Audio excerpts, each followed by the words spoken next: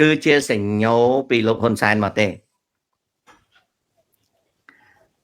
ដើម្បីបំបែកសភាពការនយោបាយលោកសំរងស៊ីក៏ប្រកាសថាប្តឹងទៅ ICJ រឿងសៀមឆ្លៀនពៀនការប្តឹងទៅ ICJ រឿងសៀមឆ្លៀនពៀនគឺចង់ឲ្យសៀមស្អប់ខ្មែរនៅស្រុកថៃបើខ្មែរណាជាពួកគ្រប់គ្រងសំរងស៊ីពីដើមគេត្រូវចាប់បញ្ជូនឲ្យហ៊ុនសែនទាំងអស់ឬក៏ត្រូវការបណ្ដេញឲ្យមកស្រុកវិញហើយជំរកលាក់ខ្លួនរបស់ខ្មែរប្រឆាំងនឹងហ៊ុនសែននៅស្រុកថៃត្រូវបិទជាស្ថាពរតាមរយៈសំរងស៊ីប្តឹងទៅ ICJ ដើម្បីឲ្យថៃវាខឹងអារឿងកោះគុត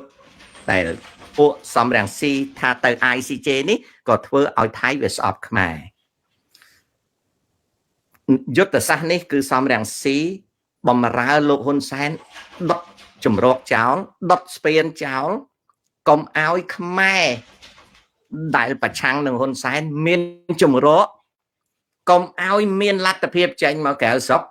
ហើយកុំឲ្យមានការតស៊ូប្រឆាំងនឹងអំណាចហ៊ុនសែន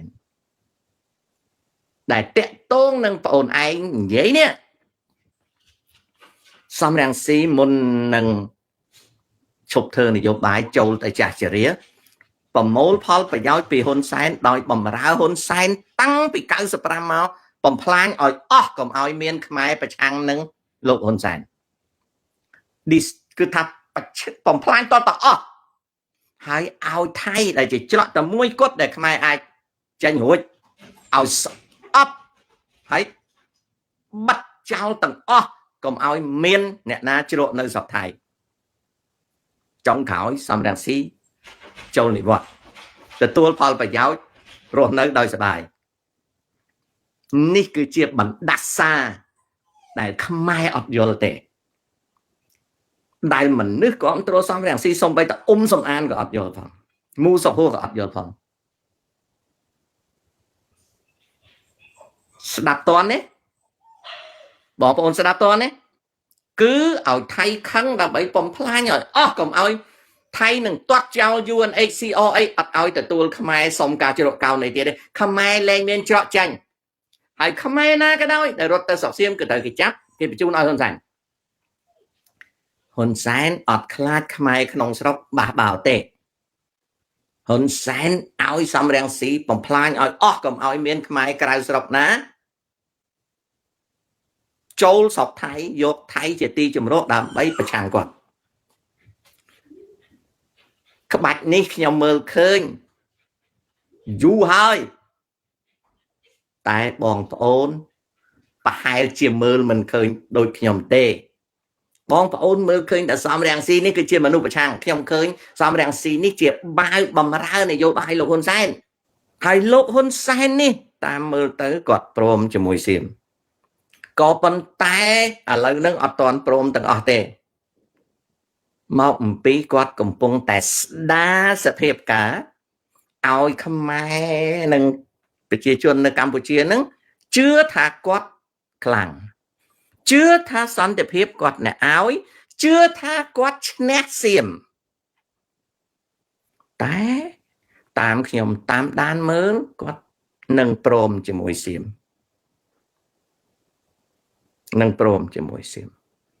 តែពេលគាត់ព្រមហ្នឹងគាត់ត្រូវរៀបចំយ៉ាងណាឲ្យខ្មែរឃើញថាកូនគាត់ហ៊ុនម៉ាណែតហ្នឹងជាតួឯកហើយនយោបាយរបស់គាត់ហ្នឹងធ្វើឲ្យខ្មែរ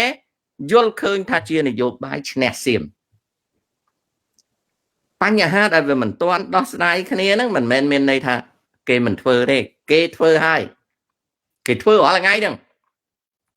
អញ្ចឹងហើយបានជាអានយោបាយស្ងៀមមិនស្ងាត់មិនស្ងៀមហ្នឹងពិតមែនគឺព្រមជាមួយថៃអ្វីដែលលំបាកចំពោះលោកហ៊ុនសែនហ្នឹងគឺភាសាតាកបីអីហ្នឹងណាឬក៏ដៃជុំវិញព្រះវិហារអីហ្នឹងឬក៏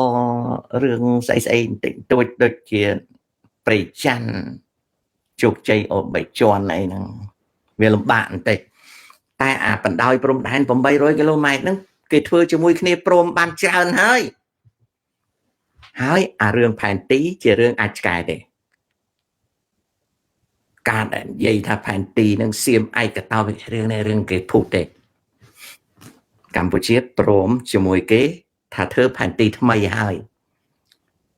កម្ពុជាព្រមជាមួយសៀមធ្វើផែនទីថ្មីដូចធ្វើជាមួយយួនដែរអញ្ចឹងអាផែនទីសៀមអាផែនទី200,000អីអានឹងគាត់តែជាលេសទេជាលេសទេណានៅពេលដែលហ៊ុនសែនគាត់ចាប់ក្បាលមីក្រូហ្វូនហ្នឹងណាគាត់ផ្ញើសារខុសៗគ្នាអ្វីដែលគាត់និយាយ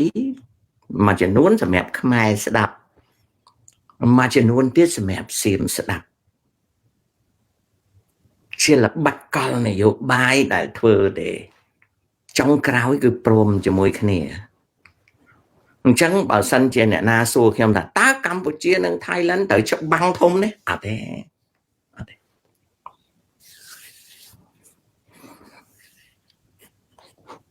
វាគ្រាន់តែជាសង្គ្រាមតាមព្រំដែនទេអូខេអាណាអត់ពិបាកទេបើយើងស្ងប់ស្ងៀមហើយស្ដាប់ហើយគិតអត់លំបាកទេខ្ញុំនៅរាប់ពាន់គីឡូម៉ែត្រខ្ញុំនៅដឹងរឿងស្រុកខ្មែរវាគ្មានលាក់ចិត្តទេបើយើងយកចិត្តទុកដាក់លាក់មិនចិត្តទេកូនភីនៀតហំតាអើយជួយប្រជាជនខ្មែរផងវិញគ្មានទេបើសិនជាចង់ឈប់វេទនាកុំហៅគេជួយខំរៀនរកសន្សំវិនិយោគតាចៅឯងចេញមកតាអើយជួយញ៉ាំតាទៅសុំហ៊ុនសែនឲ្យមកកញ្ចប់ហ៊ុនសែនមិនពេញចិត្តដាក់មកកញ្ញចៅឯងគ្មានកំណើតទេបើចៅឯងតាអើយជួយញ៉ាំផងមនុស្សដែលកើតមកស្រែកឡូឡាក្រោយពេលបើកដោះម៉ែហើយធំដឹងក្តីគឺជាមនុស្សបរាជ័យកូនណាតានិយាយអត់ព្រោះទេចៅសម្លាញ់តែចៅឯងមកជីវិតនេះបរាជ័យហើយព្រោះចៅឯងចេះតែស្រែកប្រាប់ហើយប្រាប់ទៀតថាឲ្យចៅឯងរៀនចៅឯងមិនរៀនទេចៅឯងខំស្រែកតើជួយផងសុំហ៊ុនសែនគាត់មានទឹកត្រីមួយដបមីមួយកេះកម្មាមួយឲ្យតែប្រយ័ត្នតែគាត់ខឹងមកកញ្ញអូខេអ្នកដែលជួយបានមានតែហ៊ុនសែនទេហើយរស់នៅក្រោមហ៊ុនសែនទៅពីព្រោះគាត់ជួយចំណែកមនុស្សដូចតាអត់ចេះជួយអាណាទេបបួលឲ្យស្ទូចត្រីបើមិនស្ទូចទេឲ្យអត់ស៊ីទៅអញមិនដឹងទេណាចេះស៊ីណាមិនចឹងទេប៉ុន្តែអាហ្នឹងរឿងផ្សេងបើដូចតានិយាយតើថៃរាល់ថ្ងៃ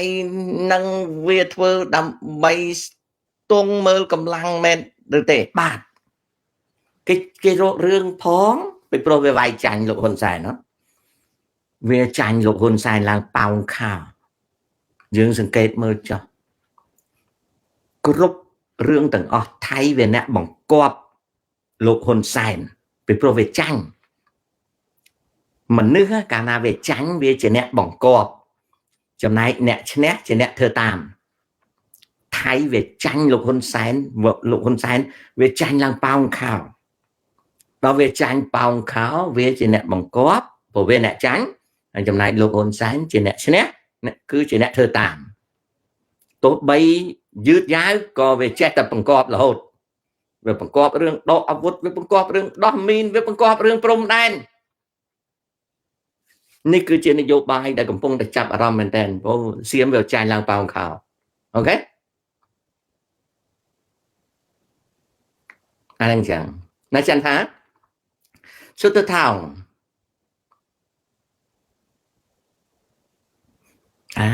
ដឹងក៏ដឹងទៅគិតមែនតើកុំចេះជឿណា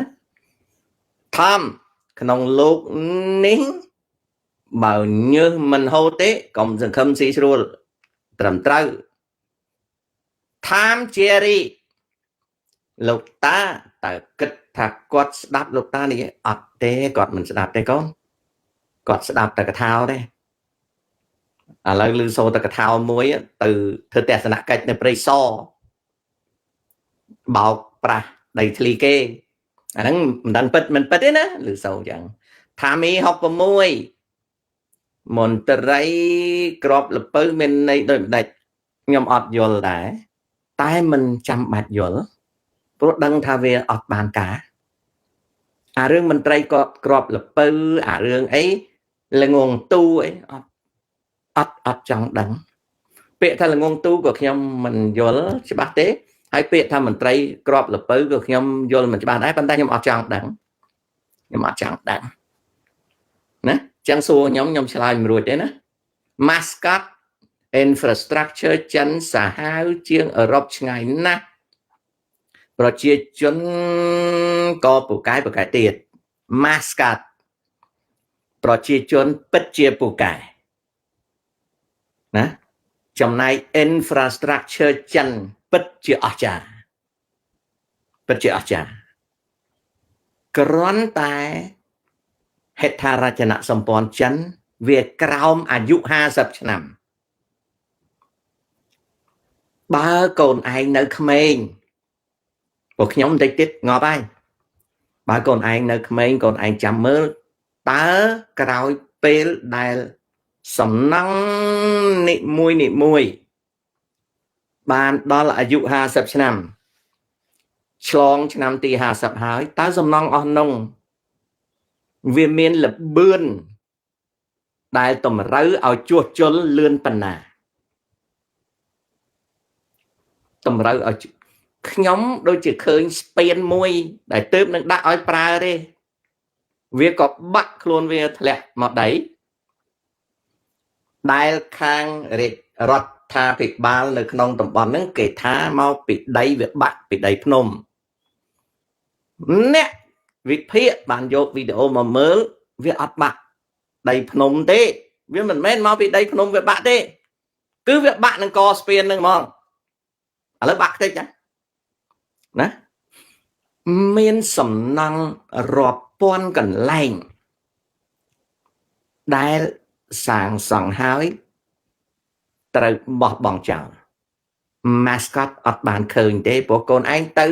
ស្រុកចិនកូនឯងមានដើរច្រើនទេណាកូនឯងដើរតែបន្តិចតួចហើយកូនឯងដើរតែក្រុងតែកូនឯងមានតែមើលឆ្ងាយណាអញ្ចឹងផែនការសំណង់រាប់ពាន់កន្លែងដែលសង់ហើយត្រូវបោះបង់ចោលបន្ទាប់មកទៀតសំណង់ដែលសង់ហើយមិនទាន់ចប់សពគ្រប់ត្រូវបោះបង់ចោលរាប់ម៉ឺនកន្លែងដែលចង់និយាយអំពីសំណង់នេះមិនមែនសំណង់ឯកជនទេមិនមែនសំណង់ពាណិជ្ជកម្មទេមិនមែនសំណង់ឧស្សាហកម្មទេអត់និយាយទេគឺនិយាយអំពីសំណង់របស់រដ្ឋាភិបាលថ្នាក់ជាតិនិងរដ្ឋាភិបាលថ្នាក់ក្រោមជាតិចិនរាប់ម៉ឺនកន្លែងសង់មិនចាប់ទេរាប់ម៉ឺនកន្លែងហើយរាប់ពាន់កន្លែងសង់ចប់ហើយបោះបង់ចោលឲ្យឧទាហរណ៍មួយណា mascot បើ mascot ជិះរថភ្លើងលបឿនលឿនរបស់ចិនគឺអស្ចារ្យហើយជួយយល់ដឹងណាអូខេណាអរគុណមិត្តទូរទស្សន៍រូបភាពហ្នឹងគេយកទៅវិភាគដោយអ្នកឯកទេសវាមិនមែនបាក់ដោយសារបាក់ដីភ្នំហ្នឹងទេគឺសំណង់ហ្នឹងវាដួលជាមួយគ្នាដោយសារជើងសំណង់នៅកសំណង់ហ្នឹងវាជាសំណង់ដែលសិក្សាផ្នែកវិស្វកម្មអត់ត្រឹមត្រូវអូខេណាអាហ្នឹងអញ្ចឹងណាមិត្តទូរទស្សន៍មិនមែនខ្ញុំអ្នកនិយាយទេគឺអ្នកដែលគេជាឯកទេសខាងវិស្វកម្មហើយគេដឹងរឿងប្រវត្តិនៃស្ពានហ្នឹងតាំងពីដើមពួកហ្នឹងចិនទេណាហើយពួកហ្នឹងនៅក្នុងស្រុកចិនទៅទៀតខ្ញុំនិយាយតាមគេនិយាយដែលគេមកហ្នឹងអញ្ចឹងណាចំណែកខ្ញុំមិនខ្វល់ទេពីព្រោះខ្ញុំដឹងថាវាបាក់ច្រើនហើយស្ពានដែលបាក់ធំដែលលំលាយហ្នឹងវាមានច្រើនគ្រាន់តែគេមិនផ្សាយអញ្ចឹងខ្ញុំគ្រាន់តែលើកឧទាហរណ៍ឲ្យទេអូខេ មិនខ្ញុំអ្នកថាទេខ្ញុំយកពាក្យគេមកទេណាបើមិត្តទូលទោះឯងជាវិស្វករជំនាញខាងស្ថាបត្យកម្មហើយធ្លាប់មានពិសោធន៍សំណង់ធំអាហ្នឹងខ្ញុំក៏ទទួលយកមកពិចារណាដែរណាតែបើសិនជាគ្មានជំនាញខាងហ្នឹងទេអាហ្នឹងគ្រាន់តែយើងមើលឃើញនឹងភ្នែកណាកូនអាហ្នឹងអញ្ចឹងត្រឡប់ទៅ Muscat វិញតើស្ថានីយ៍រថភ្លើងលបឿនលឿនដែលសាងសង់ហើយបើកបាន 2-3 ឆ្នាំបិទវិញទុកចោលឲ្យដុះស្មៅប្រមាណពាន់កន្លែងតើពិតទេដែលហេដ្ឋារចនាសម្ព័ន្ធហ្នឹងវាល្អដូចយើងមើលឃើញមានន័យថាការសិក្សាអំពី feasibility ដែលគេហៅថា feasibility study ហ្នឹងវាខុសបន្តមកទៀត Muscat ទំនប់ Three Gorge Dam ដែលខ្ញុំហៅថាទំនប់នៅតំបន់ច្រមុះ3ដែលជាមហាទំនប់ធំជាងគេបំផុតកាត់ទន្លេយ៉ាងស៊ី Muscat ឯងដឹងថាឥឡូវនេះកំពុងតែចាប់ផ្ដើមវាចទេដែលវិស្វករចិនកំពុងតែសិក្សាថាតើជួសជុលវាយ៉ាងម៉េចអាមហាទំនប់មួយកាត់យ៉ាងស៊ីឈ្មោះ Three Gorge Dam ណាហើយ Muscat ឯងមានដឹងស្ពាន Hong Kong Zhuhai Bridge ទេដែលមានបណ្ដោយដូចប្រមាណនេះអានឹងបណ្ដោយប្រមាណvậyអានឹងបណ្ដោយប្រមាណទេអា Hong Kong Zhuhai Bridge ហ្នឹងមើលទៅរកមើលបន្តិចមើល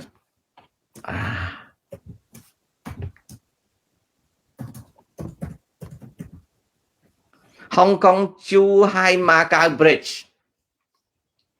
Hong Kong Zhuhai Macau Bridge មានបណ្ដោយ55គីឡូម៉ែត្រមានបណ្ដោយ55គីឡូម៉ែត្រណាមានបណ្ដោយ55គីឡូម៉ែត្រ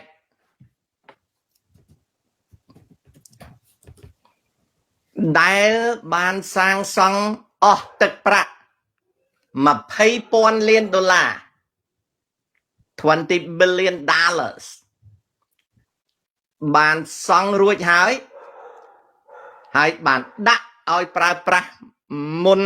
សម័យកូវីដរហូតដល់ពេលនេះ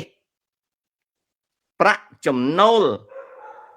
ថ្លៃរថយន្តបើកកាត់ស្ពានហ្នឹងពីហុងកុងជូហៃម៉ាកាវហ្នឹងអត់គ្រប់ថ្លៃជួសជុលថែទាំនិងចំណាយលើបុគ្គលិកទេដោយសាររថយន្តហុងកុង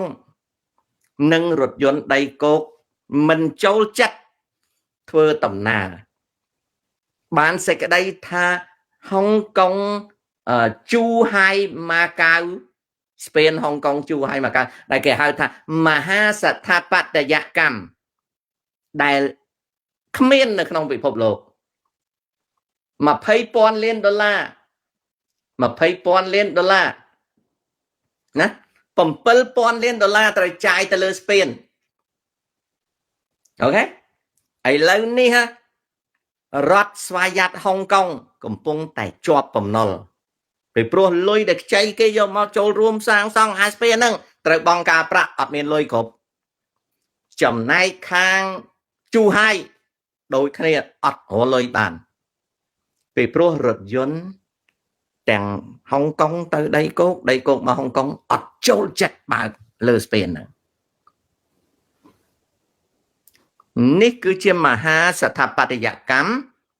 ដែលសិក្សាខុសតែសិក្សាខុសអូខេឃើញទេអានឹងអញ្ចឹងណាបងប្អូនតែសិក្សាខុសណាត្រឡប់មកទៀតនៅក្នុងភាគនេះខ្ញុំបញ្យល់ហើយគឺថាប្រទេសថៃគេកំពុងតែរវល់នយោបាយអនុទិនកំពុងតែរវល់នយោបាយគេទុកឲ្យតែហ៊ានថៃរករឿងលោកហ៊ុនសែនអាហ្នឹងអញ្ចឹងណា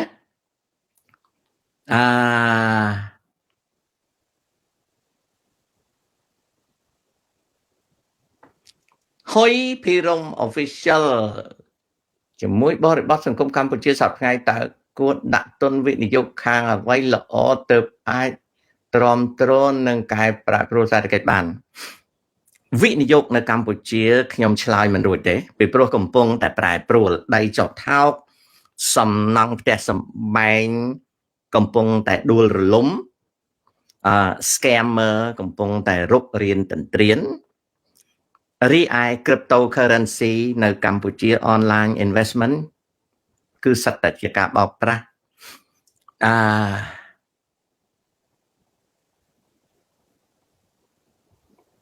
ខ្ញុំចង់ឲ្យបើមានលុយសល់ចង់ឲ្យវិនិយោគលើការសិក្សាកូនចៅពលគឺឲ្យកូនចៅបានរៀនវិនិយោគលើការសិក្សាបន្ទាប់មកទៀតគឺវិនិយោគលើអណ្ដោប្រវេសន៍มันបានសេចក្តីថាហ៊ុយឯងត្រូវចាក់ចែងពីស្រុកទេតែគួរណាស់តែរកឱកាស